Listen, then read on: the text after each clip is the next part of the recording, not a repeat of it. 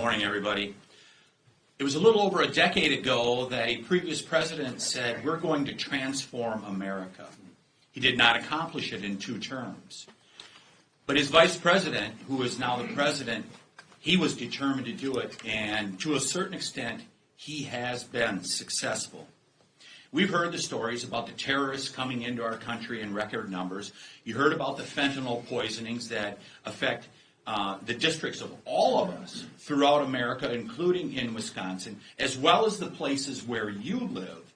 We've heard all those stories, but I think the greatest story is the human trafficking operation, which is almost unprecedented in American history.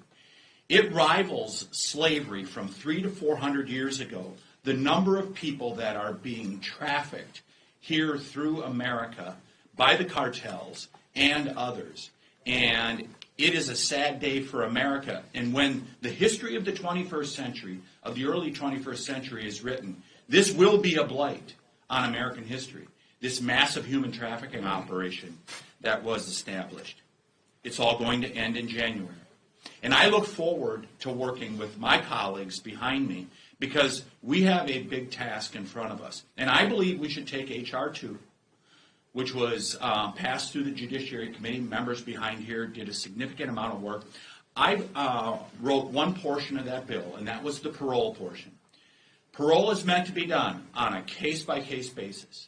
We've seen the Biden administration, with Alejandro Mayorkas complicit in this, where they've used parole to bring people en masse into this country from Afghanistan, from Haiti, from Venezuela, from countries around the world.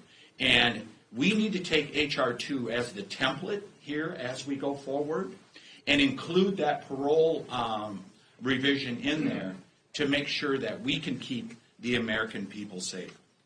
So I just want to thank Brian Babin and Andy Biggs for the leadership they've provided, because they've shone a light on this issue and helped elevate it to one of the top 2 issues in this election on November 5th, when the American people said, we want this to stop. I can't wait to go to work after January 1st with this group behind me, representing the American people to make America's southern border secure once again. And I turn it back to Mr. Biggs from Arizona.